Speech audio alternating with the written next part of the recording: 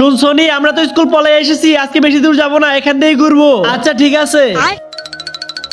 আরে আমরা এটা কোথায় এসে পড়লাম? আরে তুই চিন্তা করছিস কেন, আমি তো সবই চিনি। আমরা টাইমের আগে বাড়িতে চলে যাব, এখন ঘুরি চল।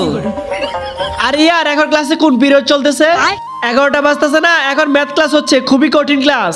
যাক ভালোই হচ্ছে, ক্লাসে সবাই মার খাচ্ছে আর আমরা এখানে আনন্দ করতেছি। আরে আর এখন যদি আমার কাছে ফোন থাকতো তাহলে আমি অনেকগুলো ছবি তুলতাম আর বন্ধুদেরকে দেখাতাম। আব্বি আর এটা কোনো কথা? আমি তো ফোন সাথে নিয়ে এসেছি, চল আমরা দুজন মিলে অনেকগুলো ছবি তুলি। দেখছো নি আজকে অনেক মজা হলো তাই না? আরে আর আমরা তো পালিয়ে এসেছি, খাবার তো নিয়ে আসিনি, আমার তো ক্ষুধা লেগেছে। আরে বাবা আমি তো লাঞ্চ নিয়ে এসেছি, চল আমরা পার্কে বসে লাঞ্চটা করে নেই দুজনে মিলে। এক্সকিউজ মি আঙ্কেল, আমাদের একটা ছবি তুলে দিবেন? হে আল্লাহ, যে এই পবিত্র কোরআনটিকে দেখার পর ভিডিওতে লাইক করে চ্যানেলটিকে সাবস্ক্রাইব করে দিবে এবং এই ভিডিওটি 10 জনের কাছে শেয়ার করবে, তাকে তুমি পরীক্ষায় পাশ করে দিও। কমেন্টে বলুন আমিন। সোনি নেহা তোমরা দুইজন স্কুল বাদ দিয়ে এখানে কি? স্যার আপনি এখানে কেন?